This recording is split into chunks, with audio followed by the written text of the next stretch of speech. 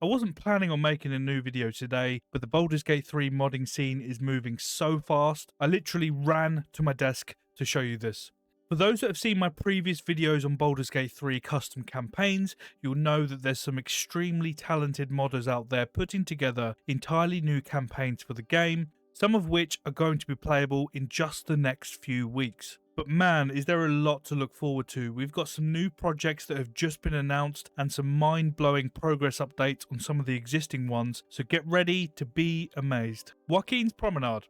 If you've ever played Baldur's Gate 2, you'll remember it well, a bustling marketplace with an unmistakable vibe that somehow combined the energy of a sports arena with the charm of a medieval open-air mall, or a shopping centre, where I'm from. It's where the game really lets you loose. The plot thickens, and let's face it, most of us spent way too long shopping here instead of saving the world. Now imagine that same iconic location, but in Baldur's Gate 3's engine. So that's exactly what Lotrich and their team are doing, and it's nothing short of jaw-dropping. The recreation of Waukeen's Promenade, which we've covered before, is progressing so fast and is already so detailed it makes you wonder if Larian secretly outsourced their art team. The iconic archways, the amphitheatre-like market layout, and even the circus tent where Aerie, yes, that Aerie, was originally introduced is all here. The nostalgia is real, but it's been polished up to a level that makes you want to move in and never leave. Lotrich recently published a new preview video to their YouTube channel, linked below, and when I first saw it, I swear to God my jaw hit the floor. I only covered it last a few weeks ago, and man, this place has come on so much in literally no time at all. I mean, just look at it. The level of detail here is absolutely phenomenal. And this project is huge. We're talking over 100 people putting their blood, sweat, and probably more than a few late night energy drinks into bringing Athkatla to life. It's not just Waukeen's Promenade, they're planning to recreate half of Athkatla. Half. Madness. They're even working on other locations like Menzoberranzan, the famed Drow city, for future updates. Of course, with ambition comes challenge, and Wizards of the Coast have very strong feelings about copyright, don't we just know it? So instead of just ripping voice lines from Baldur's Gate 2, they've assembled a small army of over 50 volunteer voice actors to give NPCs fresh new voices.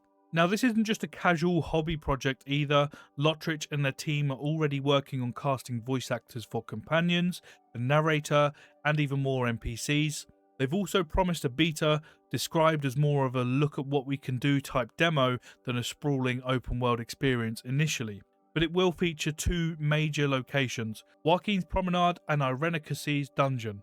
And if that doesn't get you hyped, I don't know what will. So here's your chance to help make this ambitious project even more of a reality. Lotrich has a Patreon where you can support their efforts, and if you're not ready to part with your gold just yet, at least give their YouTube channel a sub. And actually, talking of subscribing, make sure to subscribe to this channel too if you haven't already. 95% of you that watch my videos are non-subscribers, so show me some love, I beg of you. Thank you. Now this next mod has got me frothing at the maw, and that's a sleep token reference if you didn't know. It's a compact quest mod for Act 1, created by a small but clearly ambitious team of 3, 1 programmer and 2 voice actors. That's it. The mod promises fully voiced NPCs, a tightly woven story with multiple paths, and some killer Viking era short swords as rewards. And what's not to love about that, right? I hope they have cookies in the village. Bah, cookies. A large mug of ale sounds more like it. The story kicks off when you stumble across 3 characters, 2 members of a mysterious group called the Shades, and Rin, a pregnant woman they're escorting on a special mission. And naturally, it's Baldur's Gate, so nothing's as simple as it seems. The Shades start off as hostile, and things can easily escalate into a fight if you're not careful, but with a little persuasion, or a hell of a lot of charisma, you might convince them to let you help. Turns out their missing friend is the key to unraveling the whole situation, and depending on how you approach the quest, you'll uncover different layers of the story, learning more about the Shades, Rin, and their mission. We've been stuck here since yesterday, and we don't exactly have much time on our hands.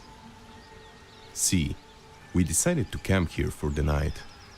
Marcus, another acquaintance of ours, decided to look around and catch us something fresh to put over the fire.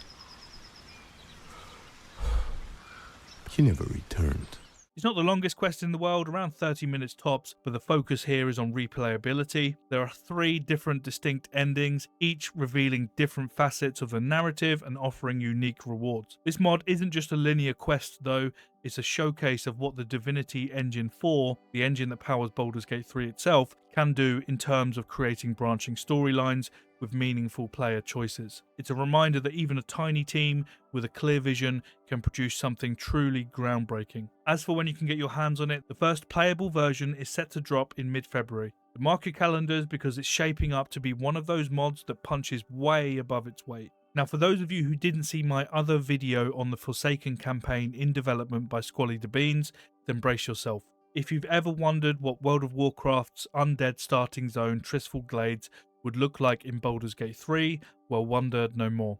Forsaken is a custom campaign mod by none other than Squally the Beans, the genius mind behind the Act 2 expansion mod, and he aims to mash these iconic worlds together. It's a crossover that makes zero sense on paper, yet somehow feels absolutely perfect in execution. At its core, Forsaken is a standalone campaign that reimagines the gloomy, haunted atmosphere of World of Warcraft's Tirisfal Glades with the mechanics of Baldur's Gate 3. The first piece of the project is a teaser level set in Death Knell, which will be dropping soon, and for the uninitiated, Death Knell is the eerie, plague-ridden village where new Forsaken characters in World of Warcraft begin their journey. The teaser level is designed to be a bite-sized introduction into what Forsaken has to offer. There's no firm release date for the full campaign yet, but the teaser is expected to drop in early February. And I wanted to also show you the meticulous level of detail and the sheer amount of time that goes into creating a project like this. There's no copy-paste here. As you can see in this recent clip from Squally himself, each piece of this environment is hand-placed. The hours put into this and all of the projects in this video is genuinely incredible. All the more reason to be impressed and to show your love for the geniuses at work here. So if you want to support Squally the Beans or even get involved in the project, check it out at their Patreon linked below and also on his YouTube channel. Now, sometimes a project comes along that's still in its infancy, but you can already see the massive potential oozing from it.